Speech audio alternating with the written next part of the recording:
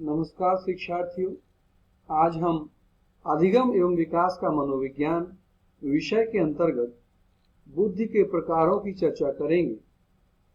मैं डॉक्टर सोमू सिंह, सहायक आचार्य, शिक्षा संकाय, काशी हिंदू विश्वविद्यालय। बुद्धि के प्रकारों की चर्चा से पहले आपको यह बताना अति आवश्यक है कि आज के इस पाठ के उपरांत आप सभी बुद्धि के प्रकारों की संख्या बता सकेंगे, भाषाई बुद्धि क्या है उदाहरण सहित स्पष्ट कर सकेंगे, तार्किक गणितीय बुद्धि को भी उदाहरण सहित स्पष्ट कर सकेंगे, स्थानिक बुद्धि क्या है उसको परिभाषित कर सकेंगे, शारीरिक गतिकी बुद्धि को भी उदाहरण सहित स्पष्ट कर सकेंगे, संगीत बुद्धि, व्यक्तिगत आत्म बुद्धि, व्यक्तिगत अन्य बुद्धि को भी उदाहरण सहित स्पष्ट कर सकेंगे। आइए आज की चर्चा को आगे बढ़ाते हैं। सर्वप्रथम हम E.L. थॉर्नडाइक द्वारा बुद्धि के प्रकार की जो चर्चा की गई है उस पर बात करें। E.L. थॉर्नडाइक महोदय ने बुद्धि के 3 प्रकारों की चर्चा की: सामाजिक बुद्धि, मूर्त बुद्धि, अमूर्त बुद्धि।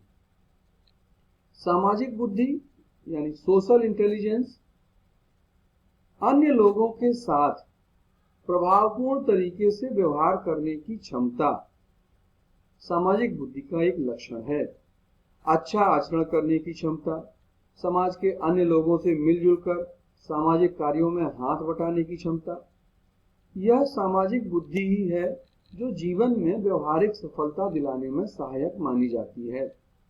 जिन लोगों में यह सामाजिक बुद्धि अधिक पाई जाती है उनके सामाजिक संबंध काफी अच्छे होते हैं, समाज में इनकी काफी प्रतिष्ठा होती है, इन्हें सामाजिक कुशलता इनमें अधिक होती है। जैसे आप देखते होंगे कुछ राजनेताओं में, सामाजिक कार्यकर्ताओं में या समाज सेवकों में यह बुद्धि काफी अधिक पाई जाती है। दूसरा है अमूर्त बुद्धि, एब्स्ट्रैक्ट इंटेलिजेंस।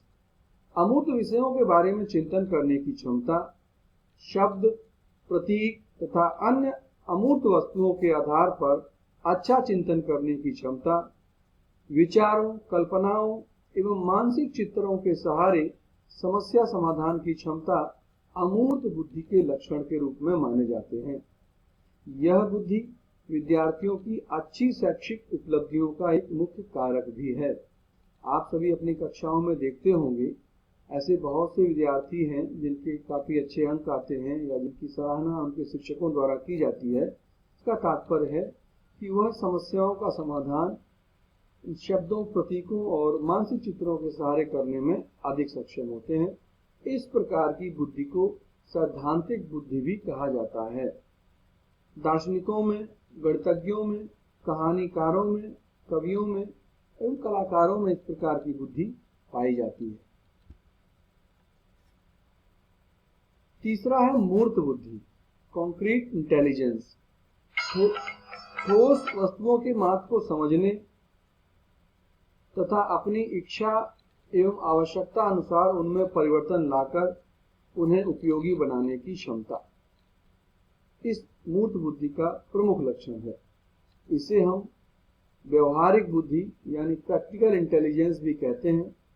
जैसे सफल इंजीनियर या कुशल कारीगरों में यह मूर्त बुद्धि अधिक पाई जाती है। इस प्रकार हमने पहले चर्चा की कि E.L. थॉर्नडाइक महोदय ने जो बुद्धि के 3 प्रकार दिए, सामाजिक बुद्धि, अमूर्त बुद्धि, मूर्त बुद्धि। इसके बाद एक अन्य वर्गीकरण जिसकी बहुत चर्चा हमारे शिक्षा क्षेत्र में या मनोविज्ञान के क्षेत्र में होती है, हावर्ड गार्डनर महोदय द्वारा 1983 में बहुबुद्धि सिद्धांत प्रतिपादित किया गया और उन्होंने अपनी पुस्तक फ्रेम्स ऑफ माइंड में उस सिद्धांत को विस्तार से बताया और बताया कि बुद्धि कोई एक मानसिक क्षमता नहीं है। बुद्धि 7 प्रकार की अलग अलग बुद्धियां होती हैं और वो सेमी ऑटोनोमस सिस्टम के आधार पर कार्य करती हैं। आइए उन 7 प्रकार की बुद्धि के बारे में हम चर्चा करें। बाद में उन्होंने 2 बुद्धि और भी जोड़ी जिनकी चर्चा हम अंत में करेंगे। भाषाई बुद्धि, तार्किक गणितीय बुद्धि, स्थानिक बुद्धि, शरीर गतिकी बुद्धि, संगीत बुद्धि, व्यक्तिगत आत्म बुद्धि, व्यक्तिगत, अन्य बुद्धि। इन 7 प्रकार की बुद्धि की चर्चा हम करें। ये सारी बुद्धि जिन लोगों में पाई जाती है उन सबको कभी न कभी आपने देखा या सुना होगा या कभी मिले होंगे। ऐसा नहीं है कि ये कोई बहुत अलग चीज है। भाषाई बुद्धि, लिंग्विस्टिक इंटेलिजेंस, शब्दों एवं वाक्यों के बोध की क्षमता। जिन व्यक्तियों में शब्दकोश काफी अच्छा होता है, शब्दों के बीच के संबंधों को पहचानने की क्षमता अधिक होती है, ऐसा माना जाता है कि उनमें भाषाई बुद्धि अधिक है। अर्थात भाषाई बुद्धि अगर पहचानना है तो उसका प्रमुख लक्षण क्या है? वो व्यक्ति शब्दों या वाक्यों को बेहतर तरीके से समझता होगा, लिख सकता है, बोल सकता है, पहचान सकता है। कवि, लेखक, वकील, संपादक, पत्रकार, भाषाविद, वक्ता, शिक्षक, अनुवादक इत्यादि लोगों में भाषाई बुद्धि अधिक पाई जाती है। तार्किक गणितीय बुद्धि, तर्क करने की क्षमता, कार्य कारण संबंध पहचानने की क्षमता से संबंधित होती है।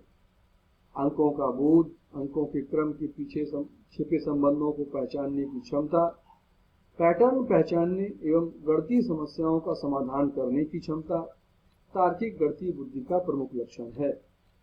गणितज्ञों में, वैज्ञानिकों में, अभियंताओं में, चिकित्सकों में, अर्थशास्त्रियों में, दार्शनिकों में, बैंकर्स में, शोधकर्ताओं में, सांख्यिकीविदों में तार्किक गणितीय बुद्धि अधिक पाई जाती है, ऐसा मनोवैज्ञानिक मानते हैं। तीसरा है स्थानिक बुद्धि, स्पाशियल इंटेलिजेंस। स्थानिक चित्र को मानसिक रूप से परिवर्तित करने की क्षमता, स्थानिक कल्पना शक्ति करने की क्षमता। जैसे आप देखते होंगे architect, artist, engineers, graphic designers, photographers, pilot इत्यादि में स्थानिक बुद्धि अधिक होती है। वो चीजों को विजुअलाइज कर लेते हैं कि किस स्थान में किस चीज को कैसे रखकर देखा जाए तो बेहतर प्रस्तुति होगी। चौथा है शरीर गति की बुद्धि, बॉडी काइनेस्थेटिक इंटेलिजेंस। शारीरिक गति पर नियंत्रण करने की क्षमता, वस्तुओं को सावधानी पूर्वक एवं प्रवीण ढंग से घुमाने तथा उपयोग करने की क्षमता शारीरिक गति बुद्धि का एक प्रमुख लक्षण है। जैसे आप देखते होंगे डांसर्स, आप नर्तकी, जिम्नास्ट, प्लेयर्स को देखते होंगे, क्रिकेट है, टेनिस है, बैडमिंटन है, किस तरह अपने शरीर के मूवमेंट्स के माध्यम से वो अच्छे शॉट्स लगाते हैं और अच्छी परफॉर्मेंसेस देते हैं। शिल्पकार से देखते हैं आप, शिल्पकार अच्छी मूर्तियां बनाने में अपने शरीर के नियंत्रण को बखूबी निभाता है। न्यूरोसर्जन हैं या सर्जरी करने वाले लोग काफी अच्छी सर्जरी करते हैं। पांचवा संगीत बुद्धि, तारत्व तथा लय को सही ढंग से प्रदर्शन करने की क्षमता, सांगीतिक सामर्थ्य एवं निपुणता विकसित करने की क्षमता। संगीतकारों में, गीतकारों में, गायकों में, संगीत निर्देशकों में या डीजे इत्यादि में आप देखते हैं कि काफी अधिक संगीत बुद्धि पाई जाती है। छठवें प्रकार को गार्डनर महोदय ने व्यक्तिगत आत्मबुद्धि का पर्सनल सेल्फ इंटेलिजेंस या उसको इंट्रा पर्सनल इंटेलिजेंस की भी संज्ञा दी गई। जिस व्यक्ति में अपने भावों संवेगों को मॉनिटर करने की क्षमता होती है, अपने भावों एवं संवेगों में अंतर करने की क्षमता होती है या मानव व्यवहार को निर्देशित करने में उन सूचनाओं को उपयोग करने की क्षमता होती है, या तीनों प्रकार की क्षमताएं किसी व्यक्ति में होती हैं, तो यह माना जाता है कि उसमें इंट्रापर्सनल इंटेलिजेंस अधिक मात्रा में है। जैसे मनोवैज्ञानिकों में, दार्शनिकों में, धर्मशास्त्रियों इत्यादि में पर्सनल सेल्फ इंटेलिजेंस की मात्रा अन्य की तुलना में अधिक मानी जाती है। सातवें प्रकार की जो बुद्धि है वो है पर्सनल अदर इंटेलिजेंस, अथवा इसको हम कह सकते हैं इंटरपर्सनल इंटेलिजेंस। दूसरे व्यक्ति की आवश्यकताओं, इच्छाओं एवं प्रेरणाओं को समझने की क्षमता, दूसरे व्यक्ति की मनोदशाओं एवं चित्त प्रकृति मॉनिटर करके भविष्यवाणी करने की क्षमता।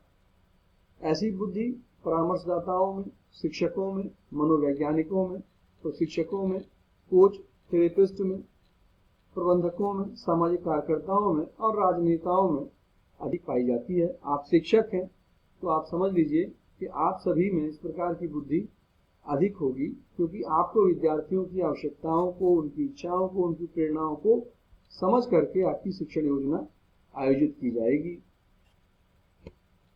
1999 में हार्वर्ड गार्डनर महोदय द्वारा बुद्धि के 2 प्रकारों को ऐड किया गया, जोड़ा गया। प्राकृतिक बुद्धि, नेचुरलिस्टिक इंटेलिजेंस, और अस्तित्ववादी बुद्धि, एग्जिस्टेंशियल इंटेलिजेंस। प्राकृतिक बुद्धि को उन्होंने परिभाषित करने के लिए इसकी एक क्षमता का जिक्र किया कि व्यक्ति प्रकृति अथवा पर्यावरण के तत्वों एवं घटकों को पहचानने में समर्थ होगा और उसको आसानी से समझने में समर्थ होगा।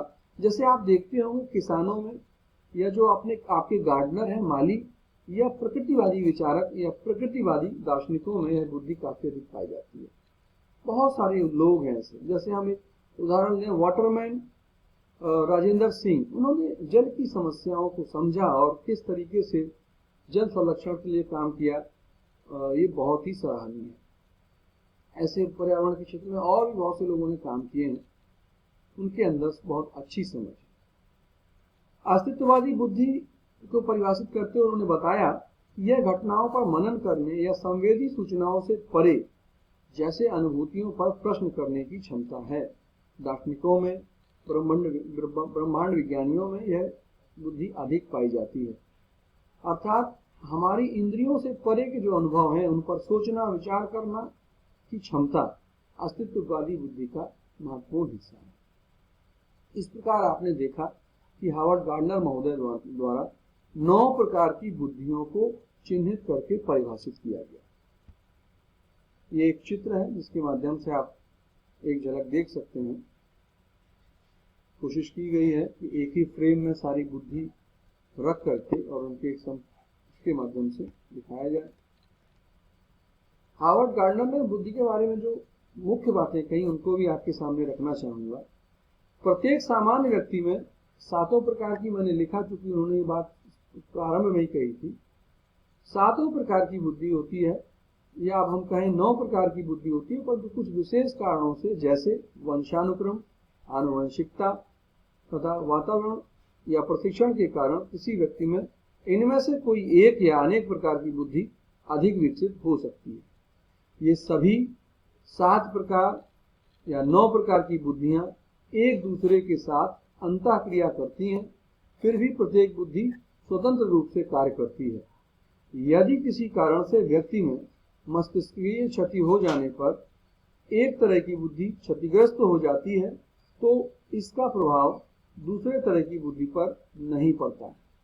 ये मुख्य बातें उन्होंने 9 प्रकार की बुद्धियों के बारे में कही कि ये 9 प्रकार की बुद्धियां किसी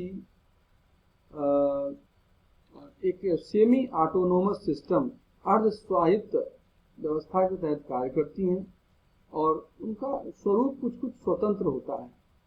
तो विद्यार्थियों, आज के सत्र में आपने देखा कि बुद्धि E.L. थॉर्नडाइक महोदय द्वारा बताया गया 3 प्रकार की होती है। एक बार फिर से मैं दोहरा दूं, मूर्त बुद्धि, अमूर्त बुद्धि, सामाजिक बुद्धि। इसके बाद हार्वर्ड गार्डनर महोदय द्वारा प्रारंभ में बुद्धि के 7 प्रकारों की चर्चा की गई और बाद में उन्होंने 2 प्रकार इसमें और जोड़े। आज के चर्चा सत्र का मुख्य उद्देश्य यही था कि आपको बुद्धि के प्रकारों का एक प्रतिबिंब आपके समक्ष रखा जाए। आज की चर्चा में आप लोगों ने समय दिया, आप सभी का हृदय से आभार, धन्यवाद।